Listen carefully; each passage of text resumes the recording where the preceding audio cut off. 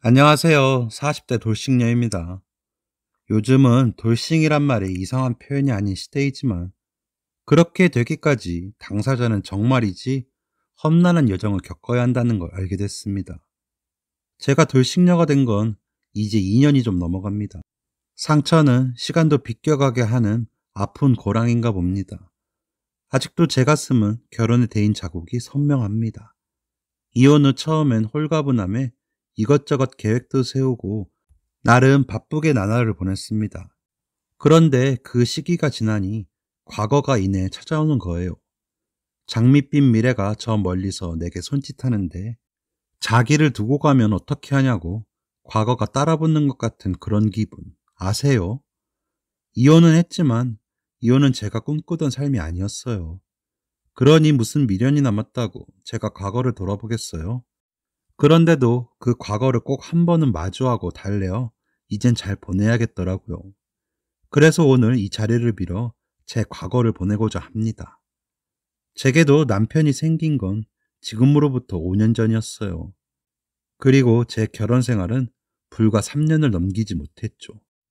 지금 보면 고작 3년의 시간이었던 것을 마치 30년 동안 고장난 롤러코스터를 타다 가까스로 내린 기분입니다.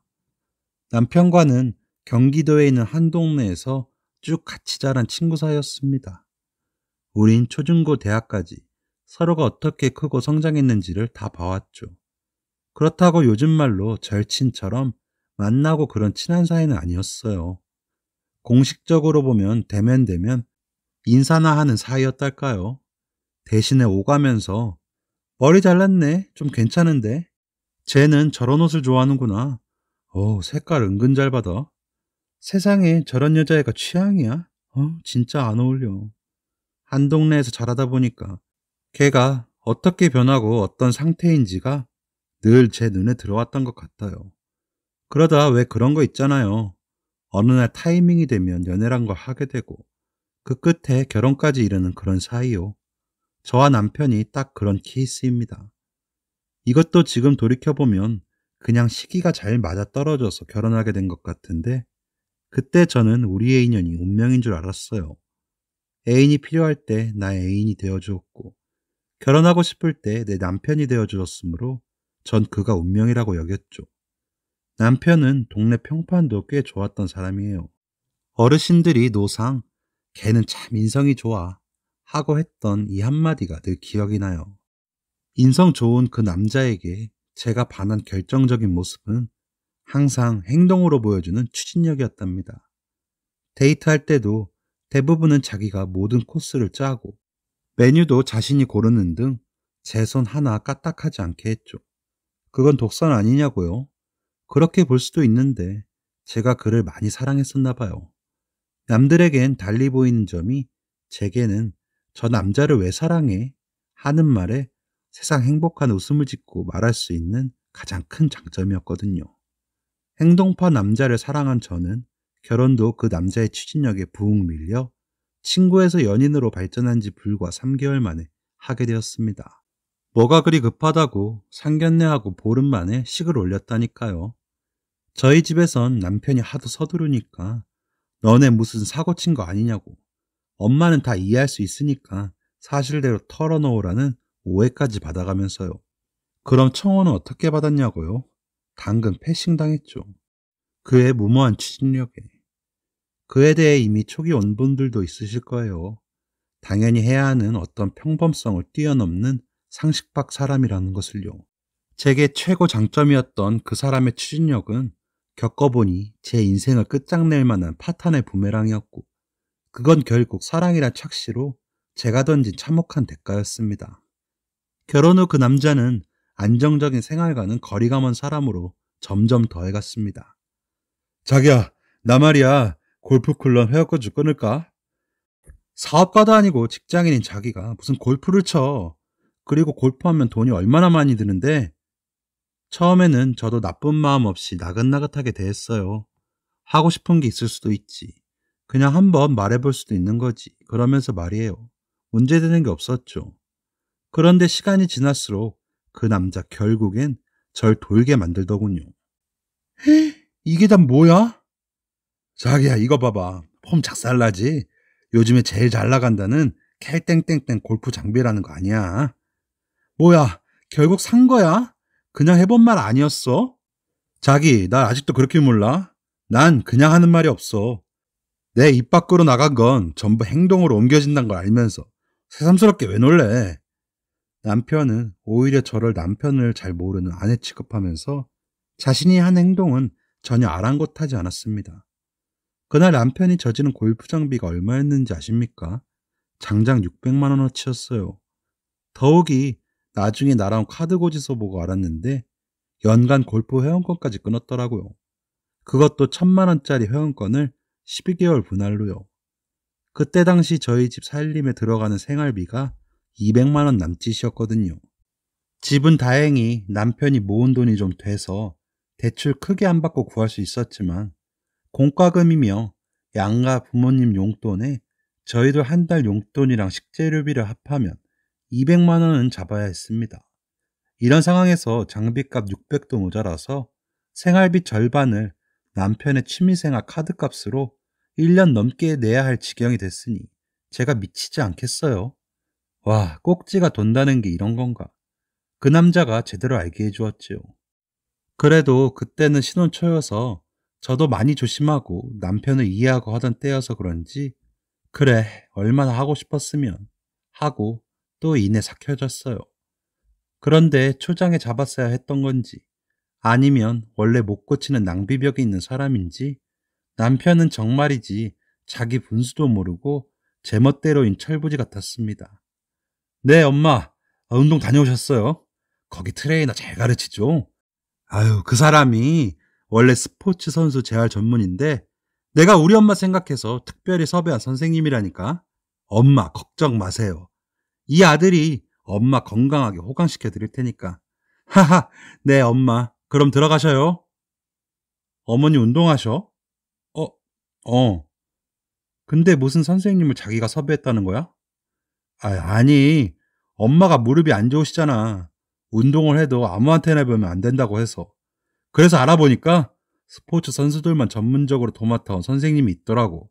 다행히 일반인 트레이너도 한다고 해서 내가 뭐 끊어드렸지. 얼마를? 아유, 얼마 안 돼. 그니까 얼마를? 그 남자가 갑자기 헛기침을 하는 겁니다. 그러곤 이런 말을 했습니다. 1년짜리인데, 음, 천만 원. 뭐? 또 천만 원이란 소리가 제 귀에 날아박혔습니다. 그러고 그날 저도 쌍욕을 할 수 있다는 걸 이 남자를 통해 또 알았죠. 이 미친놈아, 네가 지정신이야? 네 골프값 아직 끝나지도 않았어. 그런 마당에 나랑 상의 한 번 없이 뭐? 1000만 원짜리 트레이너? 너가 갑부야? 아니면 네가 금수저라도 돼? 넌 흑수저 중에 상흑수저. 티끌 모아 태산으로 살아야 하는 놈이잖아. 너 내가 살림 잘해주고 너한테 돈 갖고 징징대는 소리 한 번 안 하니까 우리 집이 돈 많은 줄 착각하는 거야 지금? 아니면 나 몰래 뭐 꿍쳐놓은 돈이라도 있는 거야. 뭐 막 그래서 이렇게 무개념으로 돈을 싸지르는 거냐고. 어디서 그런 치열함이 일거에 폭발됐는지. 맞아요. 그때 저 무지 치열했습니다. 그런데 저와는 달리 그 남자 저를 빤히 쳐다보더니 넌 너네 엄마가 아파도 1000만 원 아까울 거냐? 이러고 방으로 쏙 들어가 버리는 겁니다. 늘 이런 식이었어요. 정말이지 늘 말이에요. 저도 부모님이 아프다면 거기에 들어가는 돈 하나도 아깝지 않아요. 근데 이 남자는 매번 저의 맥을 잘못 짚는 것도 모자라 절 나쁜 사람 만드는 거예요. 시어머님이 무릎이 많이 안 좋으셨고 저도 걱정 많이 됐거든요. 무릎 관절 수술을 시켜드려야 하나 인터넷으로 병원 정보도 검색해보고 치료비가 들면 어느 정도 들겠구나 대비하고 준비해가던 차였단 말이에요. 그런데 덜컥 어머니 무릎 건강하게 해준다면서 1000만 원짜리 개인지도 휘테니스가 웬 말이냐고요. 스포츠 선수 재활 선생님이 아니고 그 할아버지가 온다 해도 무릎 아프신 분들 함부로 운동하면 더 큰일 날 수 있거든요. 기본 상식조차 그 남자는 없었던 거죠. 엉뚱한 곳에 돈을 썼다 하니 저는 진지하게 이 남자가 문제로 보이기 시작했습니다. 무릎이 아프신 어머님은 제대로 된 치료 없이 섣불리 운동을 하시다가 더 안 좋아지셨고 거동도 어려워질 만큼 상태가 나빠져 갔습니다. 회원권은 결국 위약금만 물고 취소하게 됐죠. 근데도 남편은 자기가 얼마나 멍청하고 어리석다 못해 위험한 짓을 한 건지 전혀 깨닫지 못했습니다. 아, 엄마가 그 고비를 넘겼어야 했는데 아깝네. 그 선생님이 전국에서 몇 안 되는 재활치료가인데. 자기야, 자기 지금 뭐라 했어? 재활치료쌤이라 했지? 그럼 재활이 뭐야? 뭔가 치료를 먼저 한 다음에 이루어지는 2차 치료인 거지? 어머님 수술이 먼저 아니겠어? 아직도 모르는 거야? 자기 때문에 어머님 거동도 못하게 된 거란 걸. 야, 근데 너 언제부턴가 날 가르치려들려 하더라? 남편이 우스워? 잘못된 점을 일깨워주는 제게 그는 매번 감정적으로 대하며 빠져나가려고 했습니다. 그의 말처럼 어느새 저는 남편의 사감 선생님처럼 그를 감독하고 있었습니다. 그렇게라도 하지 않으면 어디서 또 사고를 치고 올지 모르는 나날들이었거든요. 독단적으로 모든 걸 결정하고 뒷수습은 몽땅 제가 하게 되는 남편과의 삶이 저는 점점 버거워지고 화가 났습니다. 어머니 사건도 그래요. 혼자 사시던 어머닌 거동이 더 안 좋아지면서 저희와 살게 되셨고 그 보살핌의 몫은 모두 제게로 돌아왔죠.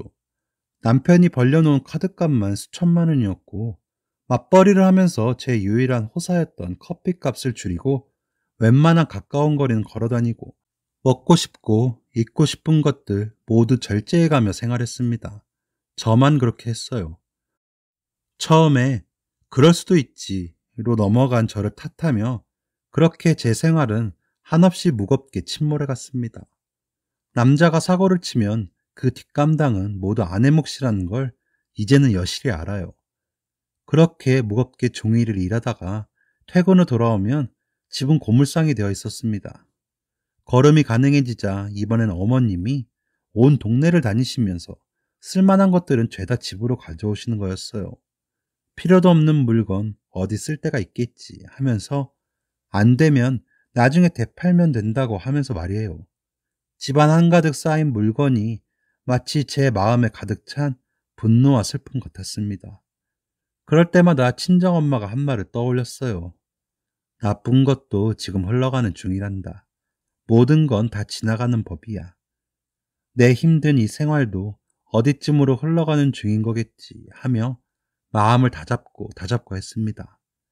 그렇지만 당장에 쪼들려가는 살림은 직면한 현실이었고 어머니를 모시고 살게 되다 보니 남편 회사에 저까지 점심 식대를 아껴야 가까스로 한 달을 셋이 버틸 수 있겠더라고요. 그래서 5일에 3일은 도시락을 싸서 다니기 시작했습니다. 물론 남편에게도 도시락으로 챙겨줬죠. 그랬더니 그게 또 화근이 될 줄은 꿈에도 몰랐습니다. 있잖아, 여보. 자기 손맛이 예산일이 아닌 것 같아. 순간 촉이 왔어요. 이 남자 또 무슨 말을 하려 하는구나. 불안해지기 시작했어요. 우리 회사 사람들이 자기가 싸준 도시락 한번 맛보더니 어허, 보통 솜씨가 아니라고. 돈 받고 팔아야 할 맛이라고. 다들 얼마나 칭찬하는지 알아? 이 정도 급이면 우리 식당에 하는 거 아닌가? 순간 저는 침착하자. 아닐 거야. 그렇게 심호흡을 3번 쉬고 이를 꽉 물고 천천히 말했어요. 도시락 잘 먹고 웬 급채우는 소리야.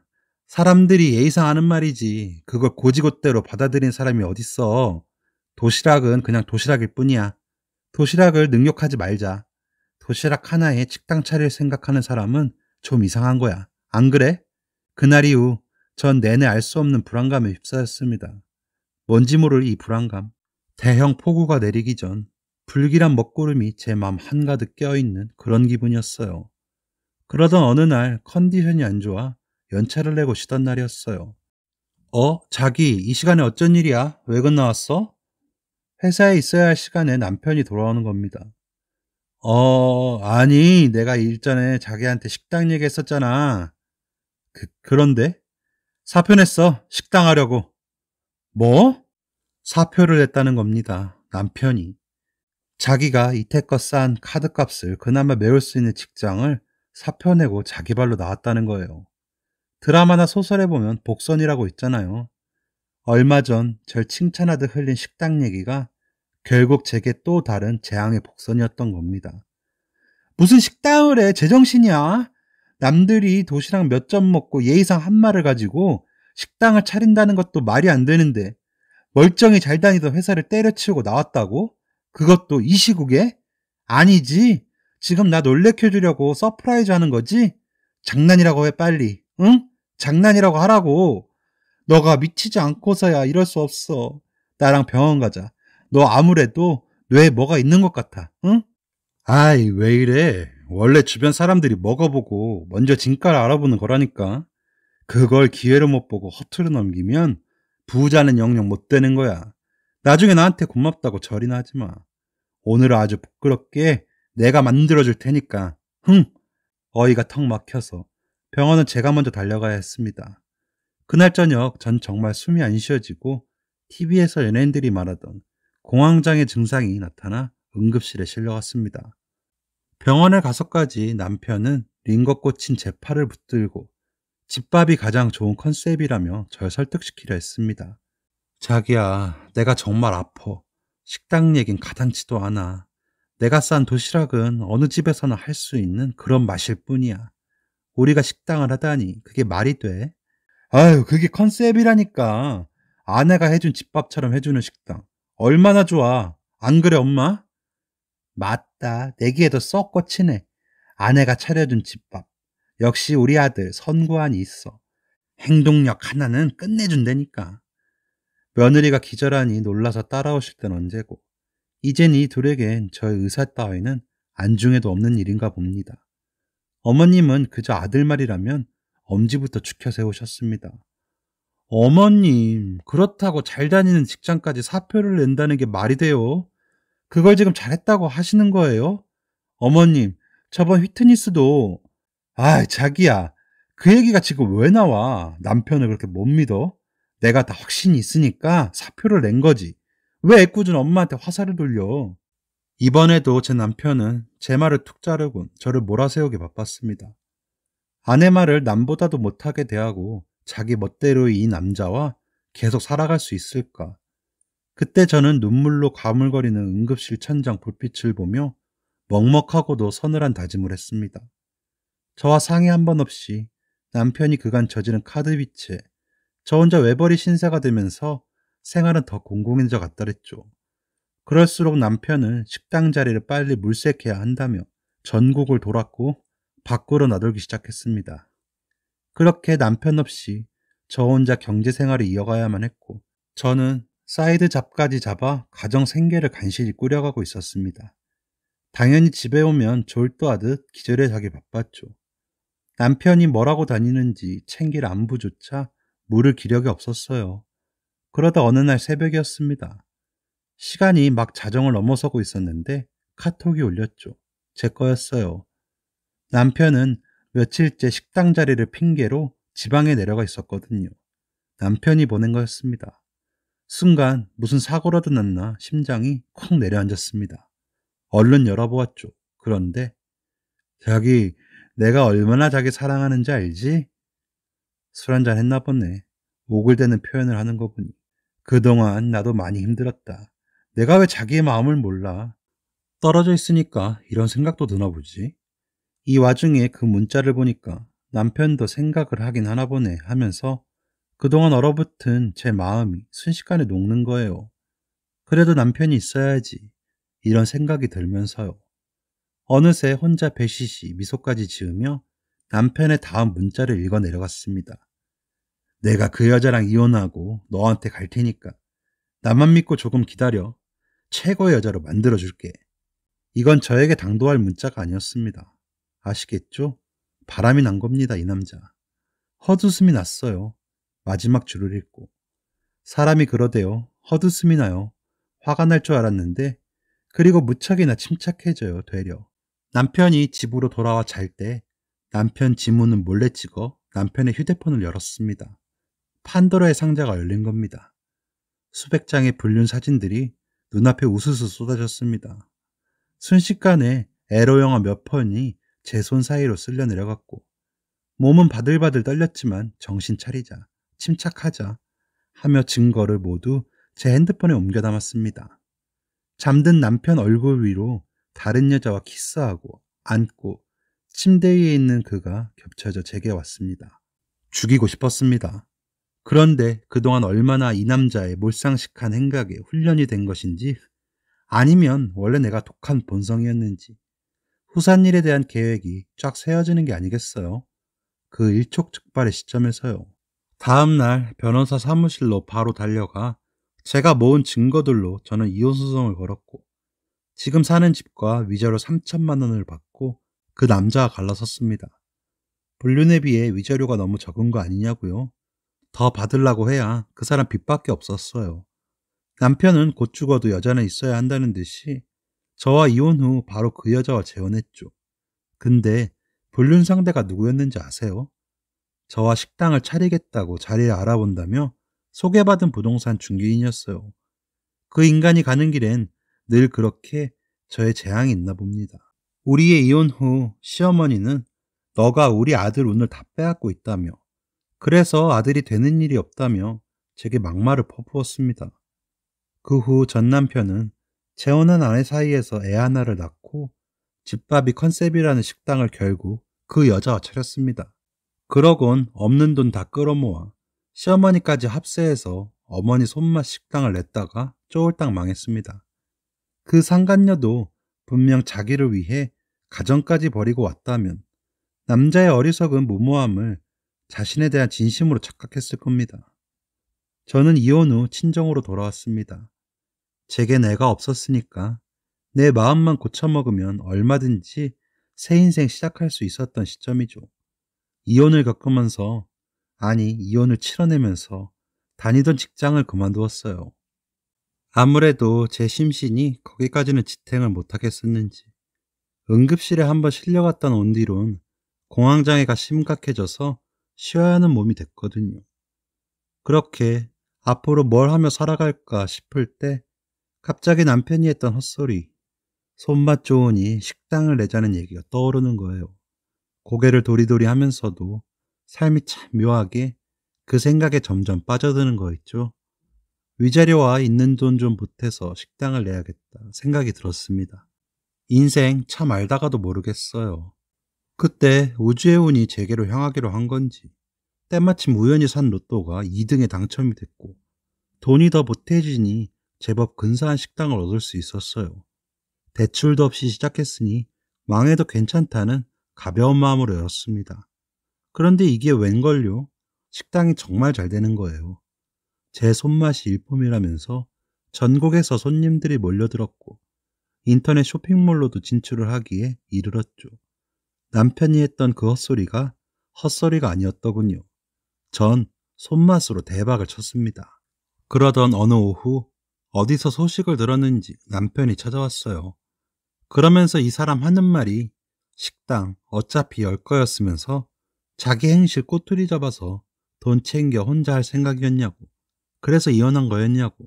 어쩌면 이렇게도 한결같을까요? 그 사람은 어딘지 안 돼 보였어요. 아직도 자신이 내게 한 잘못이 뭔지 모르는 그 사람이 저는 안 돼 보였습니다. 그런 허무맹랑한 소리를 여전히 하는 거 보니까 자기는 정말 나랑 안 맞는 사람이었다. 내가 자기와 이혼을 한 건 이렇게 해도 내 마음을 모르고 자기 멋대로 짓거리고 행동하고 했기 때문이야. 알아듣겠어? 남편과 아내로 연을 맺고 거의 처음으로 그 사람의 눈을 지그시 바라봤던 것 같아요. 그만큼 제가 많이 비워졌다는 얘기겠죠. 장사는 날로 손님이 많아졌고 두 번째 가게를 오픈하게 되었죠. 하늘이 저를 위해 일하는 것만 같았어요. 모든 것이 완벽하게 굴러갔습니다. 돈도 많아졌고 동네에서 좋다는 전원주택으로 이사를 갔어요. 그동안 티 한 번 편히 내지 않으시고 숨죽여 딸의 아픔을 지켜볼 수밖에 없던 부모님께 효도부터 하고 싶었습니다.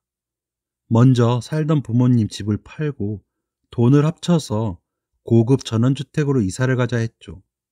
그랬더니 단박에 거절하시는 거예요. 전 너무 좋아하실 줄 알았거든요. 근데 엄마가 이러시더라고요. 힘들게 번 돈은 내 인생에 쓰라고. 우린 지금으로도 충분히 만족하고 행복하다고. 한사코 거절하시더라고요. 그래서 어쩔 수 없이 가까운 곳에 집을 사서 혼자 살다가 전원 생활을 하고 싶어 저 혼자 꽤 좋은 전원주택을 얻어 이사를 갔습니다. 그날은 우리 부모님이 새로 이사를 간 집에 오셔서 함께 저녁을 먹고 주무시고 가시기로 하던 날이었어요. 그런데 그날 밤 집에 도둑이 든 거예요. 아, 이 박복함이 또 시작되려나. 불안해하며 1층으로 내려갔는데, 글쎄 아빠가 도둑 한 명을 때려 눕혀 놓은 거예요. 저희 아빠 소시적에 운동 좀 하셨거든요. 아무리 그래도 연세가 있으신데 얼마나 형편없는 도둑일까 싶었습니다. 저희는 달려들어 복면을 벗겼고 기막힌 일이 벌어졌습니다. 복면 속의 그 남자는 바로 제 전남편이었습니다. 혼자 침입해 들어온 게 아니었어요. 밖에서 망을 보고 주방으로 도망치던 공범 둘이 있었는데 나머지 둘을 경찰에서 잡고 보니 시어머니랑 그 상간녀였던 거예요. 잡힌 전 남편이 저한테 뭐라 했는지 아십니까? 네가 나의 행운을 모두 가져가 버려서 로또 1등 당첨된 거고 나는 너 때문에 되는 일이 없었어. 나도 네가 로또 당첨된 것에 대해 지분이 있는 것 아니야? 억울해서 손수 가져가려 했던 거였어. 내가 뭐 잘못했어? 이런 헛소리를 해댔습니다. 알고 보니 소문이 불어나서 제가 로또 1등에 당첨이 되었다고 듣고 도둑으로 찾아온 거예요. 저는 전 남편이 대책이 없는 줄만 알았지 이렇게 똥멍청이인지는 상상도 못했습니다. 그들은 나 혼자 사는 줄 알고 들어왔지만 마침 우리 부모님이 계셔서 가는 날이 장날이었던 겁니다. 결국 셋 다 철창신세가 되었고 그 집에는 키워줄 사람이 없어서 보호시설로 보내줬다고 합니다. 정말 끝까지 아침 드라마 한 편을 쓴 제 결혼 흑역사 아닌가요? 막장 드라마가 왜 날로 희한해지는지 현실에서 치러낸 전 10분 이해가 가요. 지금은 어떻냐고요? 드라마로 치면 신전원일기라고 해야 할까요? 유기농 같은 삶을 살고 있답니다. 이 목가적 삶에도 벌레는 끼기 마련이겠지만 말이에요. 그렇지만 해충이 뭔지는 이제 알게 됐으니 실패한 것만은 아니겠죠. 누군가에게는 이야기하는 것만으로도 정화가 되네요. 감사합니다, 모두들. 지금까지 사연 들어주셔서 감사합니다. 사연이 재밌으셨다면 구독과 좋아요를 눌러주세요. 감사합니다. 안녕히 계세요.